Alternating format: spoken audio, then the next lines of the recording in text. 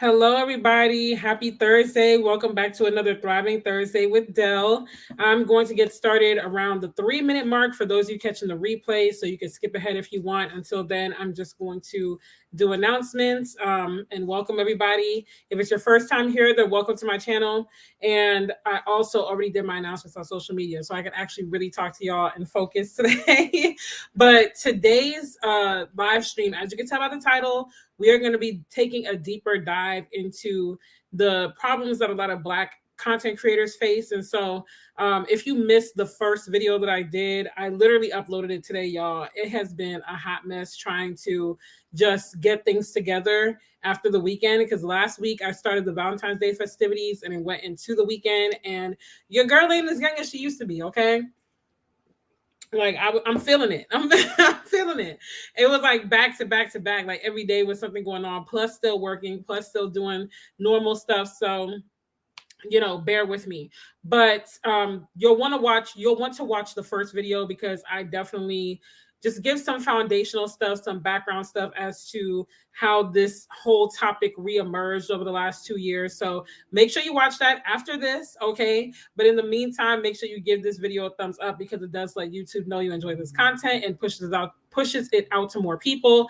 I also hope that I have some fellow creators in here tonight that can give your opinions and your experiences and your ideas. This is a safe space. So even if you haven't even if you haven't watched the first video, but even if you haven't experienced any of the things that were referenced in the first video or that I'm going to be talking about in this live, just be respectful to those who have experienced it. If you are not a Black creator, be respectful, please. And, just try to use this as an opportunity to learn and kind of think about how you could even help in changing the wave of things. But before we dive in, I do want to say that if you're interested in getting my newsletter, which goes out on the 1st and 15th of every month, which today, the 15th of this month is late. That's going to go out tomorrow or Saturday, whenever I can get around to it, but better late than never, So if you want to get more gems on business, faith, life, anything like that, go ahead, join the newsletter.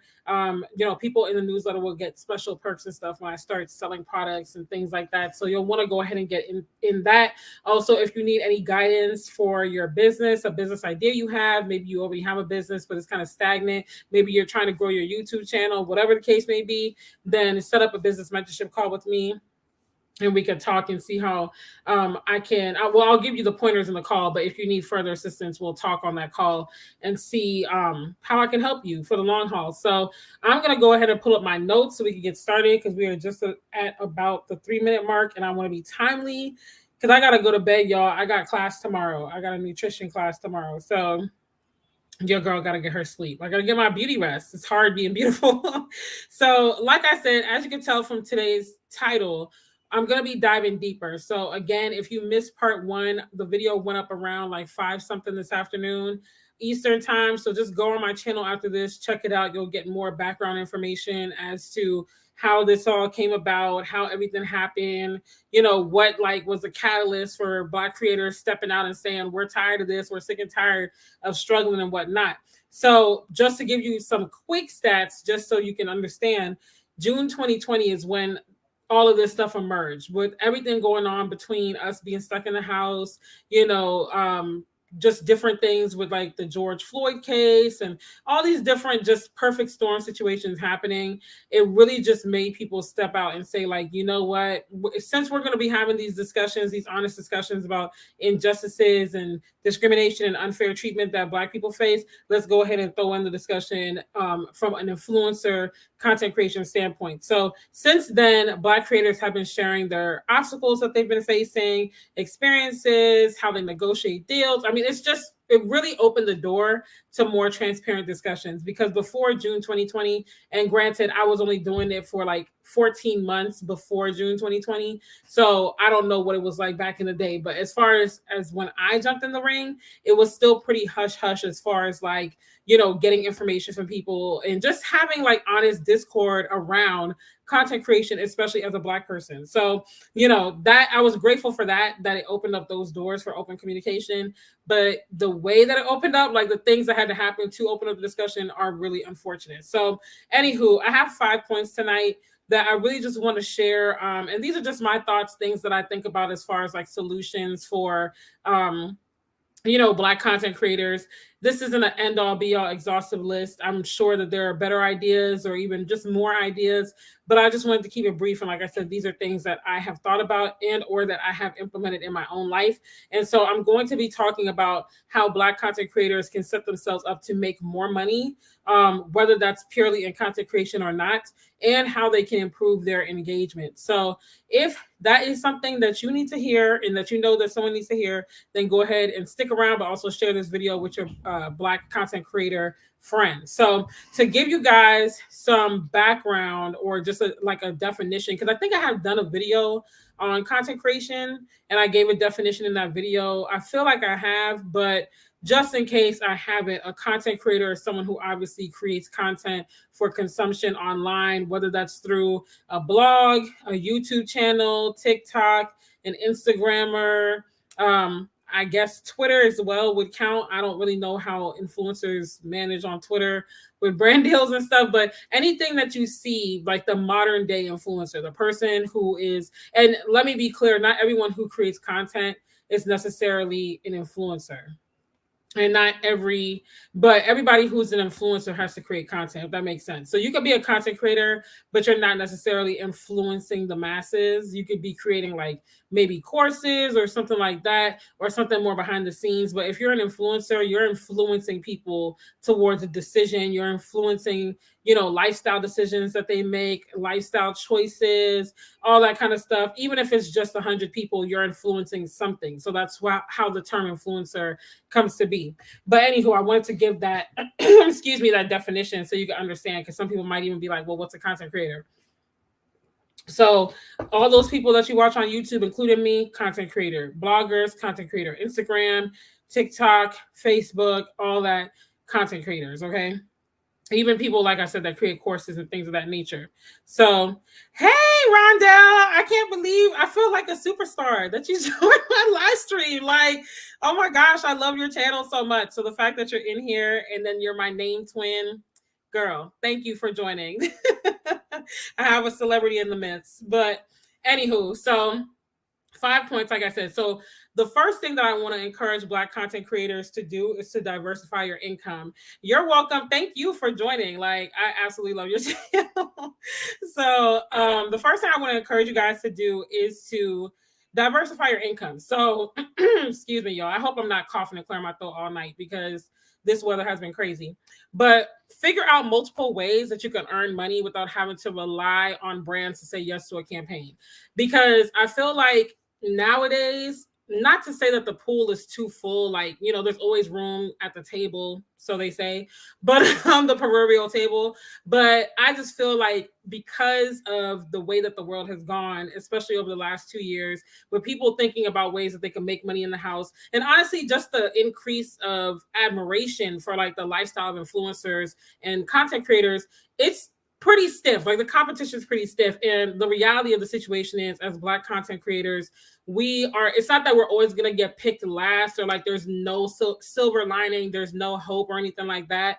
But it's going to be tougher for us. Like, we just got to call a spade a spade. We know this. It's not something that people want to hear. It's not something that people want to admit, because when you start saying stuff like that, people are like, oh, you don't have an abundant mindset, this, that, the third. But it's like, the numbers don't lie. Like, we know this. So, because of that, I just think it's wise to expand your income. And especially because a lot of these platforms have really started cracking down. Like, I know just from me being a consumer of YouTube content to now being someone who's creating content, in the years that have passed in between there, they have gotten really stringent about what you can say, what you can post. The platform has changed a numerous amount of times. It's probably changing right now as we speak, and I don't even know it. Like, there's just so much going on.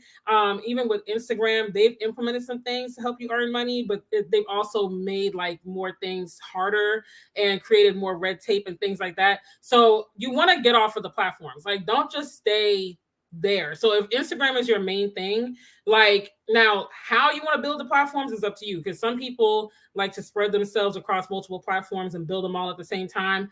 I personally don't advise that. I just feel like it's too much. I've been there, done that, and it's very exhausting to have to build your Instagram and build your YouTube and build this and that. Like, I say pick one, maybe two that you're really going to hone in on and build those and get your audience up. But as your audience is getting up there, which I say 1K or more, once you hit that, then you can really start like pitching your own products. I suggest things that you own, but even if you want to get them off of, say, like Instagram to YouTube, because YouTube, you do have a little bit more ownership, even though we don't technically own it. We're more like renting the space here.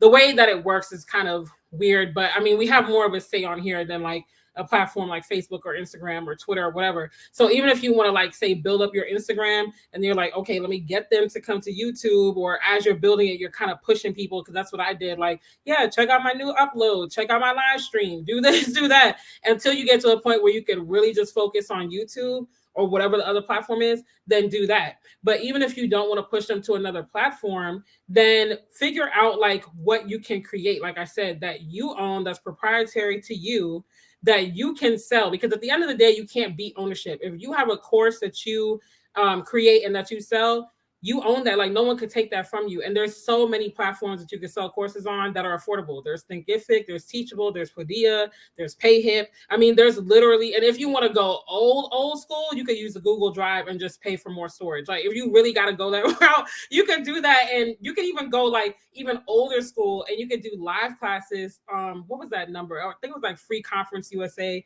or something like that. But you know, you can teach live if you want. I know big gurus who still teach coaching that way. Like, they don't even really create courses like that. Like, they might have one or two, a couple, but for the most part, they give you the conference call number, you pay for it. You know, they set it up like that. But then once you're in it, like, they go on the call and they talk and they share the information, and it works for them. It's quick, it's easy. So, but the point is, it's something that they can store. It's something that they can keep. It's something that they own. So I would encourage all Black content creators to get off of these platforms and get something that's yours. Get, whether it's your own website that you're going to sell stuff through. Definitely set up a business entity as well. Like, that's another thing. A lot of us don't have that.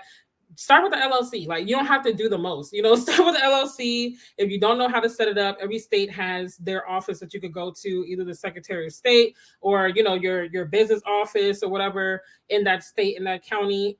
So go ask somebody, so you can make sure you set it up right. But that is so crucial, because what happens too is a lot of these people, they grow on a platform, and then when that platform tanks or something happens to their brand, they're no more. I mean, think of some of the YouTubers that you probably watched, for instance, in like 2011, 2012, that were like big things popping, like they were the YouTubers of that time.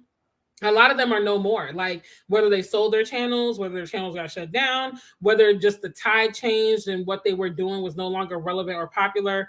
And a lot of them have gone bankrupt, broke, whatever the case may be. I know one of them, her name was Glozell, I think. Yeah, Glozell. Like, she's had appearances and been on shows and stuff talking about how she had all this money, but things just like went left. And so you can look it up. You can type her in on YouTube and look it up. There's different interviews and stuff that she's done. And, you know, I don't know what her financial state is now, you know, so don't take it, what I'm saying, as the gospel, but she definitely has said that she has been there, done that. Like, she built up a platform, had all her eggs in one basket. And then when everything hit the fan, it's like you're sitting here having to sell property or, you know, whatever she had to do. I don't know the details, but I do know that she said that much, that she has had to bounce back. Yeah, okay. Or they lost their mind, okay? Because that's happening quite often. And I saw your video that you did a while ago about the YouTubers, like their era coming to an end. Girl, like, it's real out here. Like, you cannot place all your eggs in one basket. There's so many ways to earn a buck now. Just diversify. And if you are going to go the proprietary route, think of a problem that you're passionate about. And I say passionate because if you're just doing something for the buck, that money, you don't know how fast it's going to come. So if you're like, okay, let me just do something to sell it, and then the money doesn't come fast enough, then you're going to be like, man, forget this. Like, I don't even want to sell it. And people can tell when you're just trying to get money out of them. Like, I don't know about y'all, but I can spot that from a mile away. Like, I can smell when someone just wants me for a sale. So I'm instantly just like, no, like immediate no. So think of something that you're passionate about, that you really want to solve a problem to, preferably something that you're knowledgeable in as well, because there's a lot of people out here selling stuff that they have no idea about. So think of that, ponder on it. This isn't something you got to jump on tomorrow, but sooner rather than later. And then create a product for it. It could literally be something as easy as a short course, like a short digital course. You could do mentoring if you want. You could do membership groups. I mean, there's literally so many ways that you can do it. Also, there are platforms like Patreon, which is great to get into even before you get monetized on YouTube. You don't have to wait to get monetized on YouTube for stuff like that, even though a lot of people do wait till then. But just go ahead and start a Patreon because it's completely donor based. So it's like, you're good. Like, you're not going to get shut down. There's way more freedom to speak about things than on YouTube because you're not relying on AdSense and marketers and stuff like that. And then there's other sites. I forgot, there was another site that I saw another YouTuber using that was donor based as well. But there, you can Google it, look it up, see whichever one works for you. You could also do a podcast. I mean, I know most people do podcasts trying to get money from advertisers. So, but I feel like the podcasts that I listen to be kind of raunchy and kind of out there and they still get advertisers. So I don't know if maybe they're just a little bit more slack when it comes to podcasts than like YouTube. I don't know because I don't have a podcast yet, but it is in the future plans. But yeah, I just feel like there's a little bit more flexibility, a little bit more wiggle room when it comes to having a podcast and getting marketers dollars based on the podcast that I listen to. Because they be going in, they be putting it all out there. Patreon pays better than YouTube. Okay, that's good to know because I'm definitely like, okay, now that we're monetized, let's get that Patreon up and running. Because I'm already thinking of things that I want to talk about. And I'm just like, yeah, I'm not going to put that on here because one, I don't want 1,000,001 trolls on my video because I just don't have the strength for that. I'm gonna lose all my little bit of sense and religion that I got, and I'm just not trying to go down that road. And my blood pressure can't take it, to be honest, y'all. Like, it's just too much. People be coming out the woodwork, and on top of that, I know the YouTube algorithm is weird about when you do videos that aren't like within your niche. So I'm like, I don't want to like go off track with the speed and whatnot, the momentum that I'm getting right now. So I feel like Patreon will be better for that kind of stuff. So that's good to know. Thank you for sharing that. Because I'm like, yeah, let me look at this Patreon real quick.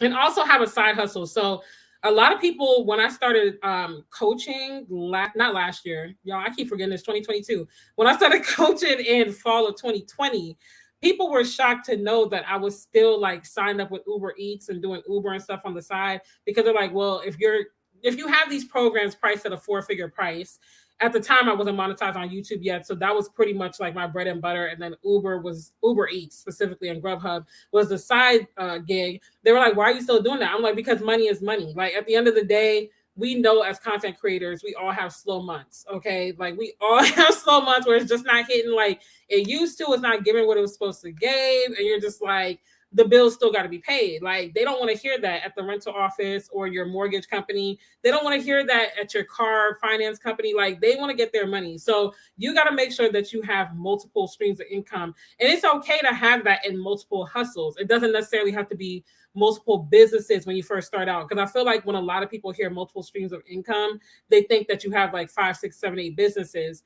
And when you're first starting out, I just don't think that's wise because one, you're a newbie in more than likely you're a newbie in whatever industry your business is in, and you're still trying to build that business up. So now you're stressing yourself out even more, trying to build up multiple businesses. I feel like have something that you can rely on, whether that's a traditional 9-to-5 or a hustle that you just know like the ins and outs, have your business, and then maybe have like something else on the side that, just is like creating money for you behind the scenes, which might be an investment or Bitcoin or whatever the case may be. I don't know anything about that stuff, y'all. So don't let me get to my end and telling you what to invest in. Like I am not a financial person, but I know that there are avenues that you can basically put your money in it. And for the most part, it's growing for you while you're sleeping and stuff. I mean, you're still going to have to put in a little bit of work and know what you're doing, but there are avenues. And, I would suggest that having something that's just growing like in the background, residually, whatever for you,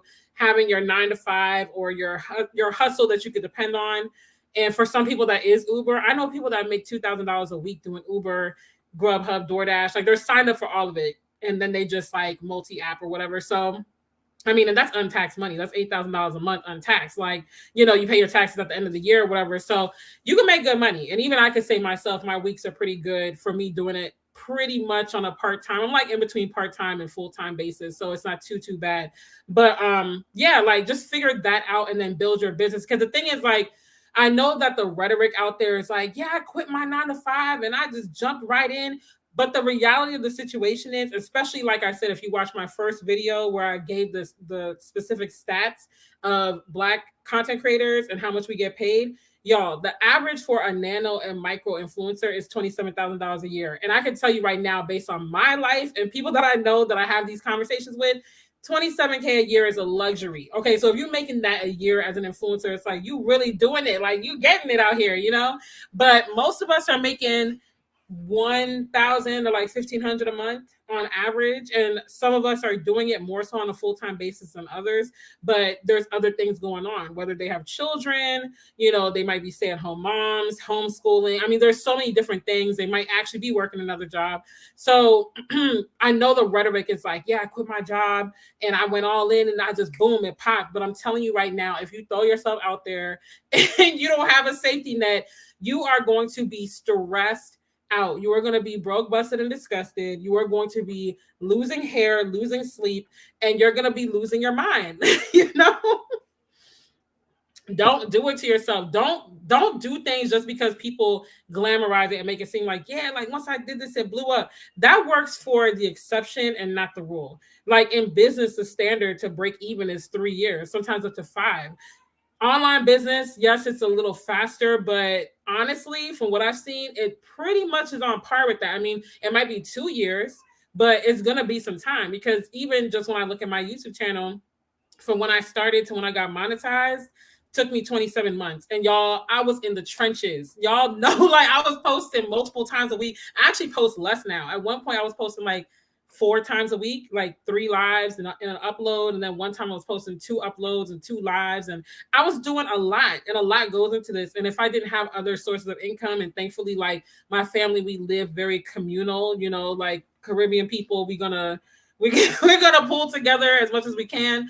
So I'm just like, thank God I had those resources, because if I was out here just depending on sponsorships and whatnot, you know, I would have been up a creek without a paddle. So do not jump out there unless you have the finances. I would say you have, like, I know people say 6 months, which you can if you feel confident that you're going to get that money roll in before that 6-month mark. But I say a year, honestly. If you have like a year saved up, then, and you're going to be dedicated, don't do that. Don't save a year's worth, quit your job, and then get lazy. Like, you got to hustle as if, you know, this is like your life depends on it, because that money isn't savings. You're not earning anything at that time. So that's why I would say get a side hustle. Don't be embarrassed to say, yeah, I still work my job and I'm building my business, or I do Grubhub or DoorDash or whatever, and I do my business at night. Like, ain't no shame in that, because at the end of the day, as long as your bills are paid, that's all that matters. So diversify your income, y'all.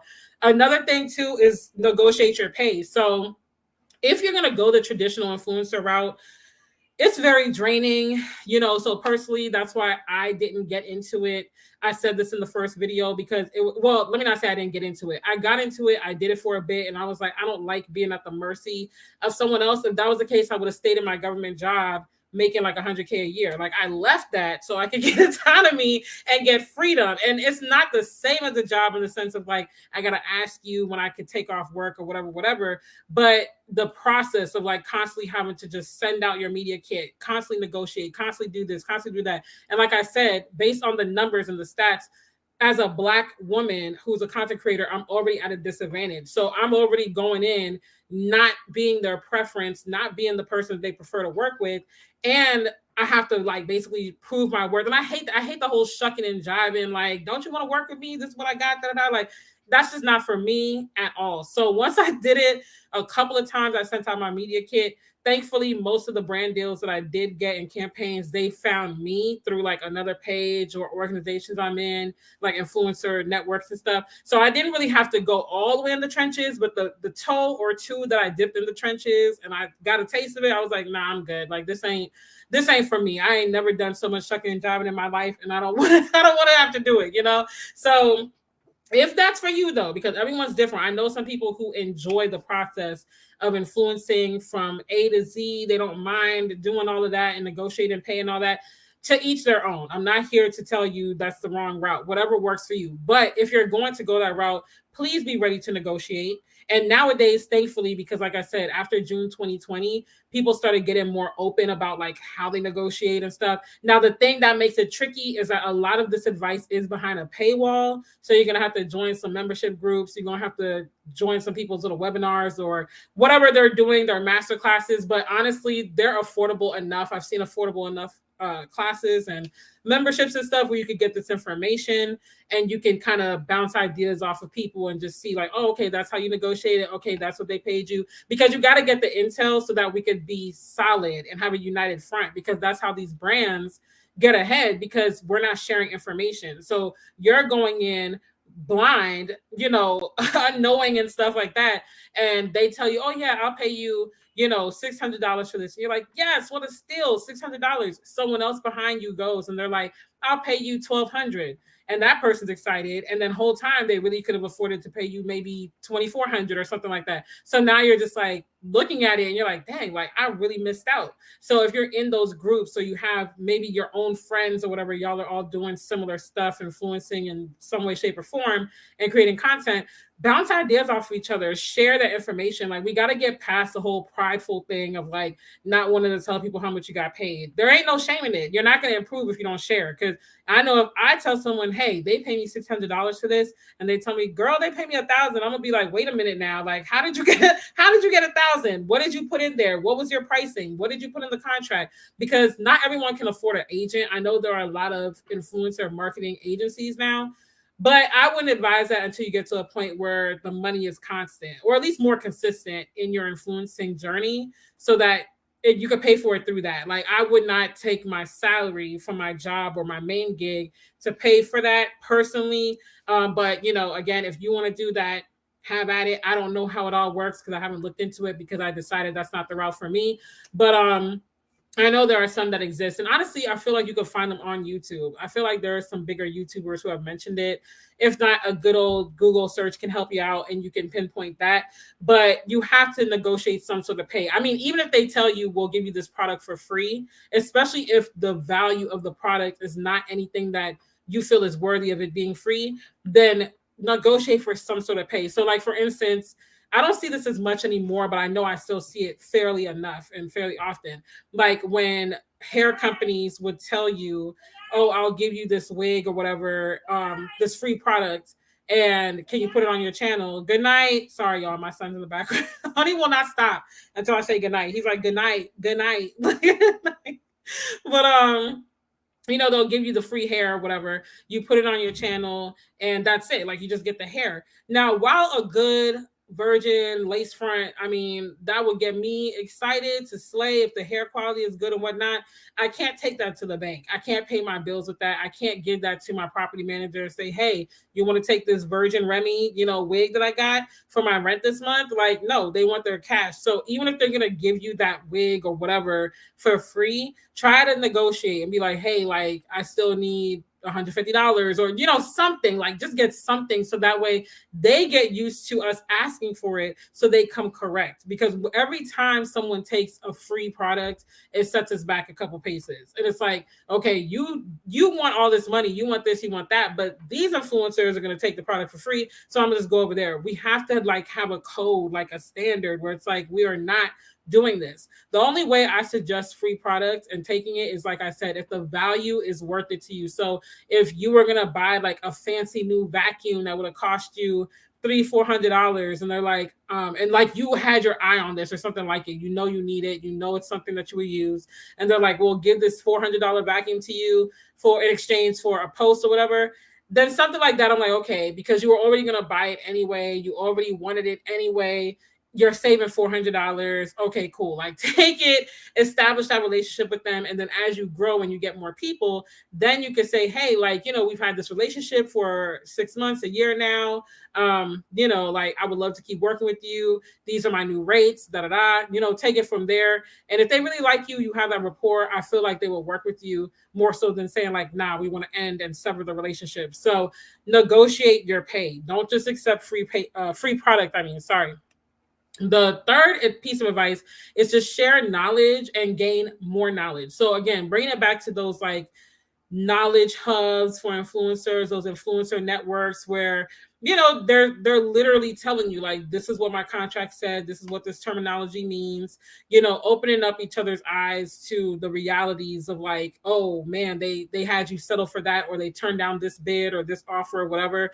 It gives you a leg up, because when you go in with a sense of knowledge, you know what to expect, you know what you're going to be up against. More than likely you have a better sense of confidence and you walk in the room differently, versus if you're going in and you're just kind of throwing spaghetti at the wall, trying to figure out what will work, trying to guess your way through it. So I would highly suggest that you get into some form of knowledge sharing and gaining more knowledge, which means, yes, at some point you're going to have to invest in your business, because content creation is a business. Like I said, like whether it's YouTube, your blog, whatever, it is a business. Even if you're operating as a sole proprietorship right now, it's your business. So with business comes investment. And I don't encourage you to go take out a loan or a line of credit to get a coach or anything like that. There are enough affordable resources out there, whether it's a masterclass, a weekend conference, online conference, webinar, whatever, that you can pay for and get the information little by little. And then, like I said, get into these groups online, which I know there are a few Facebook groups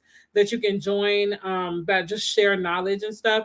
Get into things like that, soak up the information, so that way you can be confident when you're going and doing your bidding and stuff for these campaigns. Now, as far as improving engagement as a content creator, I would say that one complaint that I hear of a lot, I can't say I personally experienced this too much, because I've always just kind of been a lone wolf. I prefer to work alone, or I'm very particular about who I collab with. But I've heard a lot of influencers, Black influencers and creators, complain that bigger Black influencers and creators don't. Hey, Shamel, how are you? Don't work with smaller ones. So there was like this very big thing about Vanity Metrics. So like, say I'm a small Black creator, I'm a nano, so I have less than 10K following on, let's say, Instagram or something like that. And let's just say I have 1,000. And there's a bigger influencer who's Black on Instagram, and they have, let's say, 30K, let's say 50K, because 50K is when you start hitting macro influencer levels. So let's say they have 50K. A lot of influencers would say that because I have 1K and I wanted to collab with the 50K person, the 50K person would not work with me because I didn't have the numbers and the reach. And to them, it's like, I have this big platform, why would I work with you? Because you're not on my level, kind of thing. And so I feel like we need to get past the vanity metrics. I get it. You worked hard to build your audience. You're particular about who you bring on. I wouldn't suggest you just collaborate with any old body that wants to collab with you, because the reality is, as you grow, more people are going to want to work with you. More people are going to want to ride your coattails, clout chase, the whole nine. Like, have common sense, be wise, use discernment. But if it makes sense to collab and that person just started maybe like 6 months ago, and you've been in the game for 3-4 years, so that's why you have 50K and they got 1K, but you can see where it would make sense and stuff like that, collab with them. Like, don't allow the numbers to keep you from collabing, because that person can bring something to the table that you might not know. I'm glad you're doing good. I'm doing good as well. I'm just tired and I got class tomorrow, so that's why I'm kind of like breezing through this, but it's all good. It's all good. I have nothing to complain about. But like, collaborate more, regardless of the size. I think we got to get past the numbers and the vanity metrics. Listen, numbers don't mean nothing. Good content is always going to be around. Okay, and the bigger creators still from small. That part. I didn't put that in my notes, but that is exactly a fact. And there's so much evidence to that. And a lot of times they don't shout out the smaller creators. Because I'm like, okay, if you got inspired by somebody and you're like, man, that's dope, like I didn't even think of that. Even if you're going to take it, one, put your own spin on it. Don't plagiarize. And two, give credit where credit is due. Like, yeah, I saw this on XYZ's page. Go check her or him out or whatever. Like, like, give credit, give a shout out. Like, people be acting like, there's not enough room. Okay. Like, someone could be subscribed to you and to me, and they could like both our content the same. Somebody can, like I said, I could be smaller in numbers, but I can have a different angle or a different level of expertise or a different level of discernment to something to bring to the table. But I just got started in the game, or maybe I just don't quite know the ropes, so I'm not growing at the speed that I could grow at. Had someone said, you know what, tweak this, tweak that, maybe take this out, just little pointers as a friend. I understand the whole concept of not giving someone everything on a silver platter too, because that's one thing that a lot of people say, like, oh, I can't just give it to you because I had to work for it. I get that. Like, I get it, from a standpoint of being a smaller creator and also of having something to sell. Because a lot of times people that say that have to sell something or they're trying to sell something. So I get it from both angles. But at the end of the day, it's like, if I can help someone with a little advice, I always try to help them. So that is a word. That's facts. That is so, so true. And it's like collaborate. Some of my best collaborations are with people that are like way smaller than me, who maybe are just starting their YouTube journey, maybe just getting into Instagram, and they bring something to the collab, whether it's us doing a live stream together, us hosting a class together, me being a guest on their platform or whatever. They bring something every time. And I'm just like, y'all are so creative. Like, I wouldn't have even thought of that because we all have a different way of thinking. So I don't really care about vanity metrics and all that. That's just how I am in real life, period. I'm like, we all bleed the same. We all got the same blood running through our body. Like, I just don't care about numbers and stuff. Like, I'm not one of those people that gets even starstruck easily. How most people be like, oh my gosh, I saw so-and-so at the airport or whatever. I'm just like, oh, okay. Like, I've literally said what's up to like bigger people that I've seen at the airport. I'm just like, hey, just like, I'm just not moved by it. I don't know. It just, that's how I am.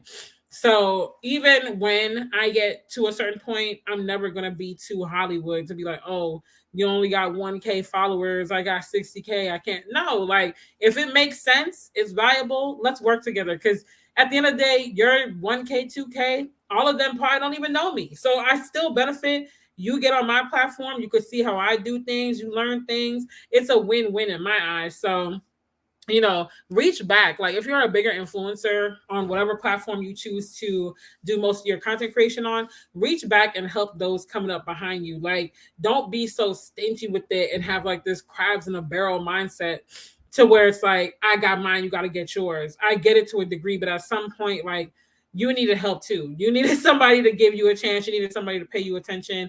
You learned the hard way, so it doesn't hurt to share some of that knowledge. And it never hurts to expand and get in front of fresh faces anyway. So that's that. And then the next point I said I had 5. I have 6, y'all. My bad. But number 5 is make it a habit to genuinely engage on other Black creators' content. So I get that as your network grows, you might not have the time to consume everybody's video, every single blog post, every single picture caption. Like, it could be a lot because I have a pretty hefty, sizable group of people that I support now at this point. I would say it's anywhere from like 15 to 20 people that I try to support regularly. So there's going to be some live streams I miss. There's going to be some blog posts I don't read, and so on and so forth. But I try to catch as much as I can, even if that means saving it in my browser or in my watch later playlist on YouTube or whatever, or my save folder on Instagram. And I go back in my spare time and I listen to it while I'm doing Uber Eats or while I'm like washing my son's hair or, doing whatever I have to do.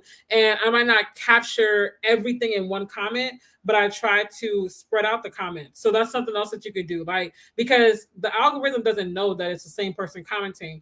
But what I do, instead of writing one long essay type comment, like, girl, I love this, I love that, I'll write several comments. So I'll be like, oh, I love this. Oh, I love that. And then I'll just, put the different comments. So it gives them like 4, 5, 6 comments right then and there, which helps boost them up in the algorithm anyway. And I get to gather my thoughts as I'm doing other stuff, and I don't have to try to remember everything to put in one comment. And then it shows that I actually listened and I actually made it through all, if not majority, of whatever your video or your content was. So that way you don't feel like you're talking to the breeze, because I can't stand that. Like, and some days are going to be better than others. I've had live streams where I've had a ton of people. I've had live streams where it's just the faithful few, So, but I always try to deliver and bring that same energy, because I know, if nothing else, like, they're going to come later and watch it. So I don't want it to be awkward. I don't want it to feel like you didn't give it your best shot, because I'm going to give it my best shot, and I want my supporters to give it their best shot. It's like, I give, you give, I scratch your back, you scratch mine. Because it's work. It's work to be a content creator. And it's just now getting the respect that it deserves. A lot of people used to think like, oh, you're just an influencer. You're just a content creator or whatever. Like, you get in front of a camera and you talk and that's it. But they don't realize a lot of the research that goes into it. They don't realize a lot of the editing that goes into it. or at least the SEO research and adding in the captions and stuff like that. It's a lot of work. And so, given the fact that these algorithms don't necessarily favor Black creators, even though they started these campaigns in 2020 talking about, we started this fund and we're going to, bring more exposure to Black creators and this and that, the numbers still beg to differ. Like there's still something to be desired. And at this point, it's like, okay, I feel like we should be building our own tables, but I get why we're not just jumping ship and building our own tables all together. But I feel like we need to be doing that. So one person that I really admire is Kevin on Stage, because that's what he did. And he says this all the time. He's like, I got tired of begging for a seat at their table. So I just left and created my own. He's got Kevin on Stage Studios. He's got his streaming service. He literally has created opportunities for other Black creators that would otherwise get overlooked, So I feel like we should, most of us who have that burning desire should be doing that as Black content creators. It takes time to get there, okay? Because he's been in this game for 17 years now. So, it's not going to happen overnight, but I feel like that's a great goal to have, So, Shamel, I just saw you calling out the trolls. I'm weak. I don't know where they be coming from. Y'all, when your channel reaches a certain point, and not even just on YouTube, but I talked one up, and even on Instagram and stuff, they be coming out of nowhere. I'm just like, who are you? What are you even saying right now? Because you're gonna get blocked regardless. But anywho, so make it a habit to genuinely support. So try to be at their events, whether it's virtual, in person, whatever. Try to watch their videos because it takes a lot of work. Implement hacks, like I said, the multi-commenting and stuff, or looping videos is another good one. When I was just at about 400 subscribers, my subscribers were looping their life away. Okay. They were looping these videos. They were like, we're going to get you these watch hours. So I hit my watch hours really quick. And then at the last minute, they kind of gave me that push to 1K subs. But, things like that matter. And of course, as a creator, you got to do your part to build that community. But it's we have to really go the extra mile because we know the algorithm's not just going to elevate us. To find a lot of Black content creators' content, you got to put very specific terms in the search box. So you can't just put a homeschooling routine for toddler moms or something. You got to put Black homeschooling routine. You got to be very specific, because if you just put something generic, the Black creators ain't even going to show up on the first probably 2-3 pages of the results, depending on how robust the topic is. You're gonna have to keep scrolling, and most people ain't scrolling that far. If they don't see you in the first few videos, you're just not gonna get seen. And so it puts a lot of pressure on us to have to really go out there and promote and do this and do that. And we don't have the money to pay. A lot of us don't have the money, I should say, to pay for ads, because to really get the bang for your buck, you got to spend thousands of dollars on ads, and most of us don't have that. And most of us just don't have the time to be out there guerrilla marketing, So it's we got to do the best that we can, because if you're subscribers and you're following, do the work, it's going to push you out to other people. So if you are following a Black creator, whether you are a fellow Black creator or not, make sure you actually consume their content, okay? Because we don't do this just to hear ourselves talk. We do this for the passion of it and the love of it, but we also do it to impact people, make a change, speak out against injustice, whatever your lane is. So actually consume it, whatever way you can. And then the last point that I have is to mention Black creators in rooms where they may not have personal access. So, I think there was a meme that was going around last year, 2 years ago. It probably goes around every year at this point, that said your make sure you have, it said something to the effect of, because I can't remember exactly what it said, but it was make sure you have friends who mention your name in rooms that you can't get to, or something like that. Basically just, they're always kind of presenting you in front of opportunities, and they're the friends that aren't going to be greedy and be like, oh, I can't share with my friend. I need to keep this for myself. And I think that that's so true. And I'm that friend. I'm going to tell you right now, if there's an opportunity that I personally can't partake in, but I know someone that can, or that I know someone that's a better fit for it, I'm gonna be like, yeah, check out so-and-so, go to them. I've referred clients. Maybe I got on like a discovery call with someone, we get to talking, I'm like, you're not, we're not the best fit, but I do know who you could go to. Go check out this mentor over here, go check out this consultant or this coach or whatever. Oh, you need this kind of advice, go to this YouTube channel. Like, I literally am that type of person, because I'm just like, at the end of the day, it's not a fit for me, but it could be a great fit for that person. So why not? Because they saw something in me that they came to me, and they might not even know of that person yet. So why not just make the connection? Why not just introduce them? So if you do have, I feel like we all have access to do that kind of thing. Share channels, share blogs, share all of that, Instagram pages, whatever that person mostly uses. But especially if you have opportunities for like really big things, like life-changing things, then mention it. Like, refer people, refer Black creators, because again, we're not naturally getting chosen for these opportunities. The trolls are out tonight. They came out to play. They outside. But a lot of us are not getting chosen. I feel like if we do get chosen, you fit a cookie cutter box. So you have to be very watered down. Let me just say it like that. You have to be very watered down. You can't speak about certain things. There in the first video, I mentioned that too, how speaking of certain things literally affects Black creators and puts us between a rock and a hard place. Because on one end, it's like you want to speak out on it because you have your opinions and you're passionate about it. But on the other end, you're like, dang, if I speak out about it, I could lose this sponsorship money and I do need to eat. So then it's like, do I speak out and lose the money? Or do I not speak out and look like a cop out? Like, it really is. These are things that we think about, so needless to say, we know that the opportunities aren't necessarily falling into our laps, especially when you're just starting out. So if you know of an opportunity, of something that someone can partake in, even if you both can, or it's multiple people that can, invite them in, like, share the wealth. The more, the merrier. So expand the opportunities to more than just you. But that's all I had to say, y'all. I know I ran through this. Normally we kiki, we laugh, we talk, we do all of those things, but I got to get up for class because I was late to class yesterday and I was struggling. I was struggling. I was tired. Y'all, I celebrated Valentine's Day so much. I took myself out, took my son out. I had a date, okay? Like, I was dipping and doing it. And I'm just like, sis, you're not in your 20s anymore. Like, what are you doing? I'm feeling it. I'm so tired. So, I'm going to go eat something very light and then I'm going to get some sleep. But I hope that this video helps you as a Black creator. If you are a Black creator, feel free to leave your comments underneath the video on the replay. It should pop up right after this live ends. But if not, give it a few minutes because sometimes StreamYard is like that.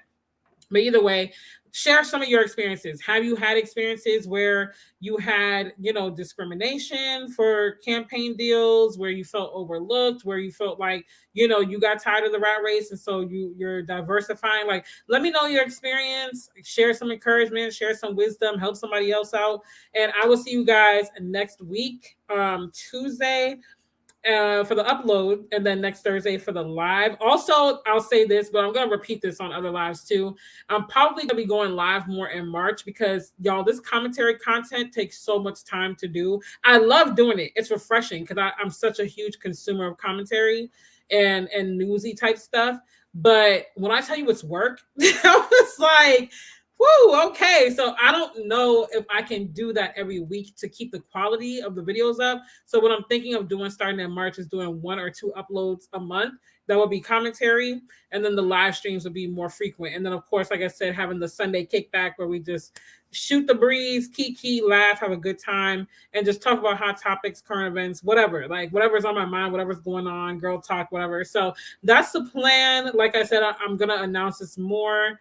So just stay tuned. We're going to see how it all works out. And of course, thank y'all for watching live with me. And if you're watching the replay, you can find, and also for y'all here live, if you want to read the Bloomberg article that I talked about in the first video and I mentioned at the beginning of this live, it's in the description box, and all the goodies, all the stuff, how you can get in touch with me, everything's in the description box. So don't ignore it.